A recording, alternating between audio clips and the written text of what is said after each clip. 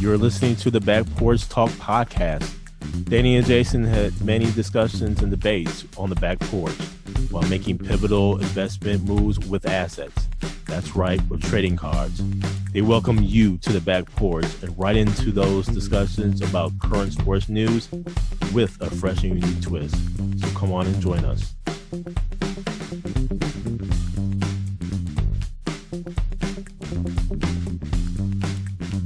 Welcome to the Back Porch Talk podcast. I'm your co-host Jason. Your co-host Danny.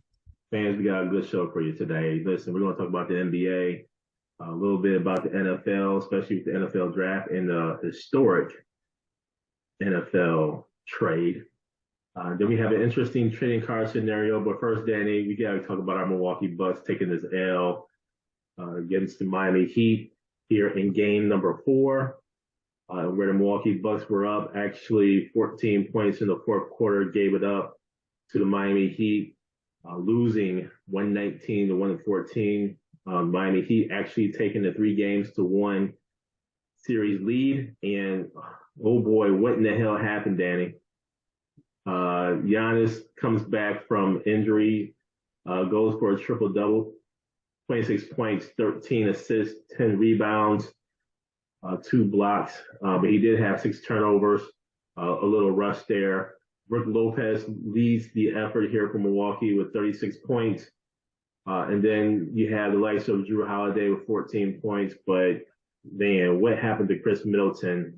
14 points, had 8 assists, 6 rebounds, but nonetheless, Bucks went ahead and take this L. Danny, there's so much here to talk about, but we have to really center this around the awesome performance by Jimmy Butler, who ended up with 56 points, 9 rebounds.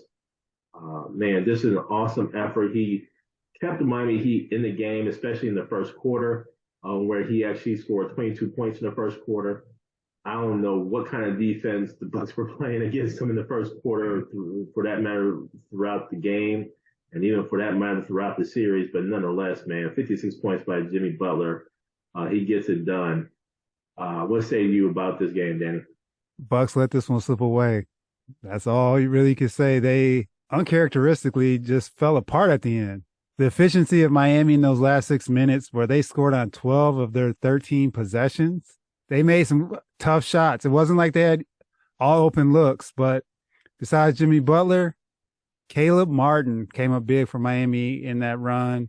And then Kyle Lowry's defense as well. He didn't score much, but he played really good defense in the end, which caused some of those turnovers to get Miami back in that game. You look at Miami's undermanned and who they're playing with and who they're throwing out there.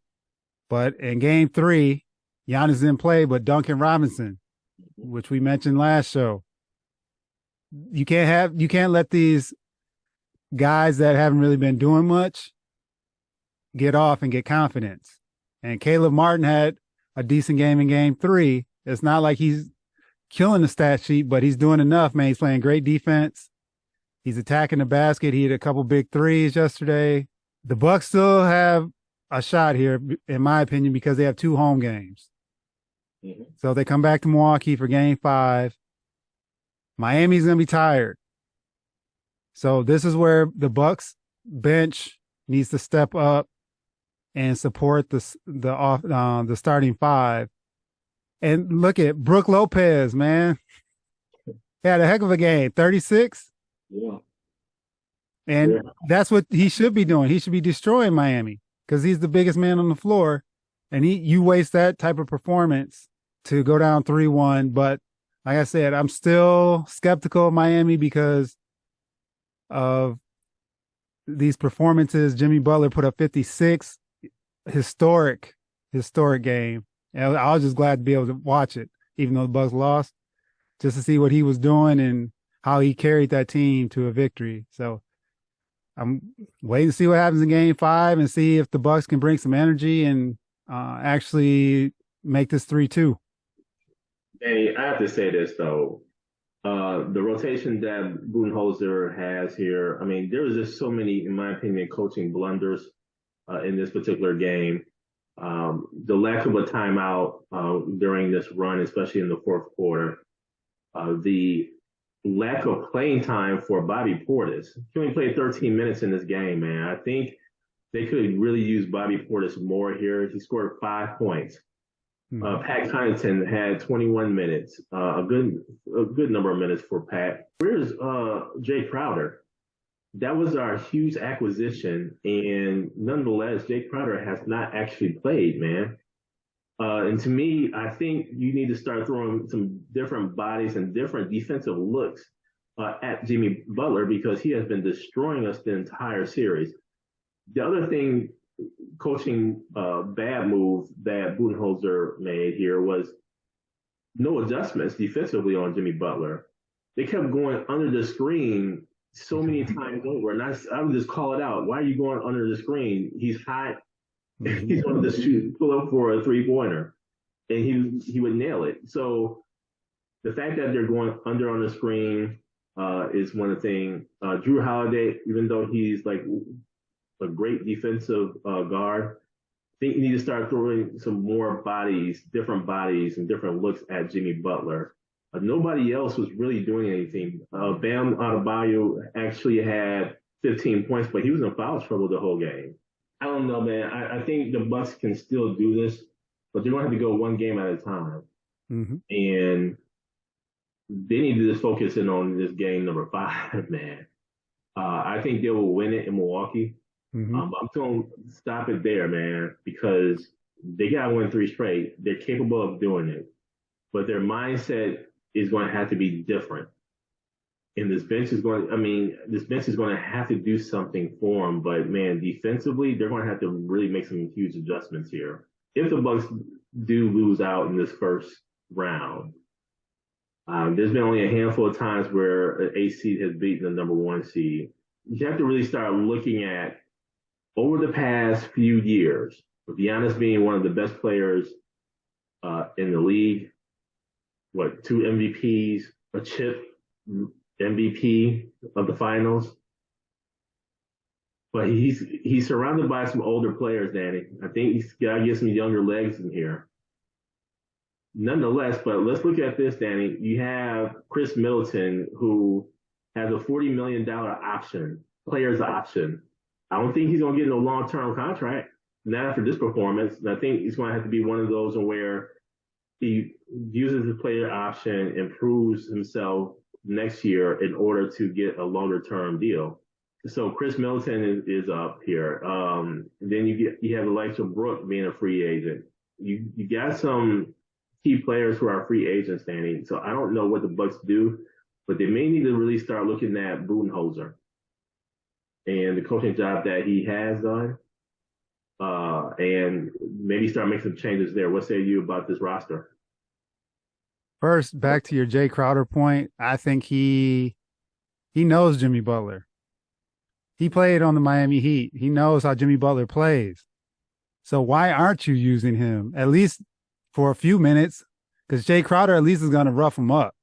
Mm-hmm. And those are fouls you can sacrifice. Instead of one of your starters, put Jay Crowder on him, bring Jay Crowder off the bench, and give him a different look. So we'll see if Bud does that in game 5. I'm not sure if he will, but he should. As far as the roster is concerned, and the guys, they have really good camaraderie from what we can see from the outside. So you don't want to do anything drastic. And that was what we talked about, like the trade deadline, and even last year in free agency. You don't want to do anything wild and crazy because you have, what you have in place. And if they do keep the roster together, then it's Coach Bud that may be the one on the chopping block. Yeah. But then who do you bring in? And that's where you'll have to see who's available and who, because it's going to be a job everyone wants. Mm-hmm. It's not like Milwaukee in the past where no one wanted to come to a small market and coach this team. This team is built for a championship, and they'll have a number of people who will want to interview for this position if they do go the route of getting rid of Bud, depending on what happens in this playoff run. It's not over yet, so we're just talking hypotheticals. But if it does happen, yeah, I think it may be time for a change, especially losing to an undermanned Heat team the way they are. It's crazy. Not only that, but you have Brook as a free agent, Jay Crowder, free agent, Joe Ingles, free agent, Wesley Matthews. Mm-hmm. And if Budenholzer puts Wesley Matthews out there in game 5 as an extra body against Jimmy Butler, that is just going to be laughable, man. And what I mean by that is if that's the best that you can do from a coaching perspective, then there's something else going on there. And I'm really starting to wonder if Bud has actually lost the locker room. Yes, the Bucks have the number 1 record in the NBA, which would mean that they're intact, but it could be really despite Bud, quite honestly.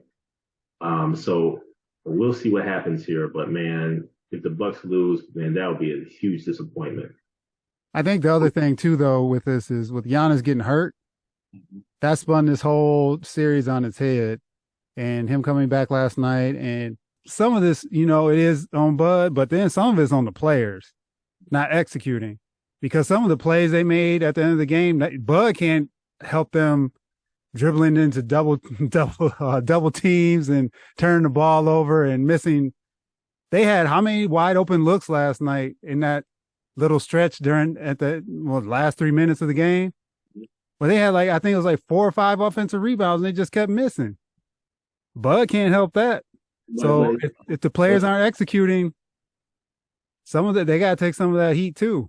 Sure enough, but here's the thing that Bud could have done though. You drew up some more plays. The pick and roll action between Brooke and Giannis was unstoppable. I don't know why you just don't go to that to death. Basically, that's something that they can't stop. So I would have just gone to that. Just call that play consistently. I mean, you can do it in the middle of the court. You could do it on the side. I mean, you could have really went to that to just to get some buckets just to help alleviate the run here. And so I don't know, man. To me, some coaching debacle moments here, but I mean, nonetheless, we take this L. And then the Lakers with a game number 4 victory against the Memphis Grizzlies, 117-111. An awesome performance here. The game actually went into overtime. I know I didn't stay up for the game. I did. But you did. What say you about your late show? They got lucky these last 2 games to win the way they did. So they had substantial leads in both of these in games 3 and 4. And for them to close it out, it's to their benefit, of course. But they made you stay up and sweat as a Lakers fan, I'll tell you that. And Ja Morant, in game 3 especially, that dude is something else, man. When he can get going, like in that game 3, he put up 22 straight points in the fourth quarter, ended up with 45. And the Lakers were winning that game 35-9 at one point. And they let the Grizzlies back in the game. And then last night they're up, and there was a sequence there up 52 or 53-40. And D'Angelo Russell, D-Lo, had an open 3, missed it, goes down the other end, they get an one, and that changed the whole momentum of the game, where the Grizzlies go on these runs, and the Lakers, it kind of knocks them off their feet a little bit. But Lakers ended up coming back and putting the game in OT, and then LeBron put up a 20-20, 22 points, 20 rebounds.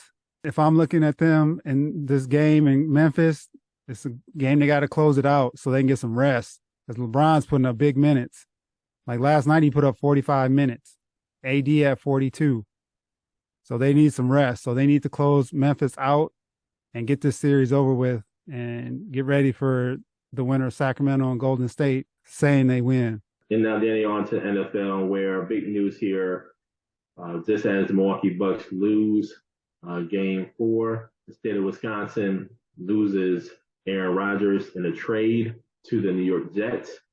And where finally this trade happens has been talked about for some time, and where the Jets actually gave up a 2023 second-round pick a first round pick swap for this year, a 2024 conditional second rounder that can improve to a first rounder if Aaron Rodgers plays in 65% of the snaps. I think that the Packers actually could have done better. I know people are saying, oh, the Jets gave up so much. No, not really. When you think about it, in my opinion, they really just swapped picks for the first round in this upcoming week's draft. So now instead of the 15th pick, the Green Bay Packers has the 13th pick. And the Jets have now the 15th pick. It's a pick swap.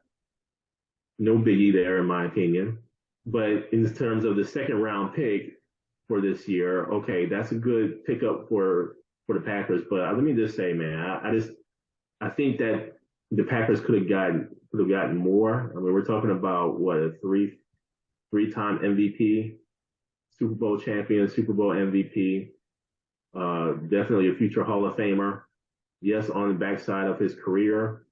But I think he has about 2-3 more years left, especially if you have a good offensive line to protect him. I think this does make the New York Jets better, make them better significantly, actually. I just don't think, though, that the Packers got nearly enough. I was hoping that they would get a couple more picks out of this. But nonetheless, man, the New York Jets gets their quarterback. The Packers are done with this. In their eyes, probably a headache.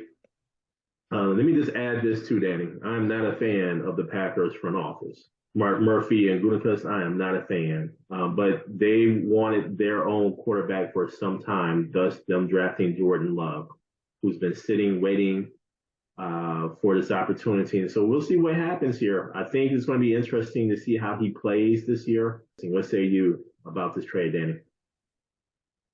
Thank goodness it's done. It's taking forever. The Packers missed the window. Boy, they could have cleaned up on a trade package for Aaron Rodgers 2 years ago, where he was rumored to go to Denver. He would have been out of the NFC and, follow his boy Hackett over to Denver. But I think they could have fleeced Denver big time on that deal. And this one, yeah, because next year's pick is conditional depending on how many snaps. If he does like 65% of snaps or something, it's great for the Jets. They went all in on this as far as they let everyone slip by and didn't do anything because they had their man. And he goes into a team. He goes with a team that has some talent. They're young, so I'm very curious. It's kind of similar to what he had in Green Bay, but the running backs are younger in New York. So Breece Hall, he was coming off an injury. He's a really good running back. And then receiving core, they did bring Lazard in to help him out.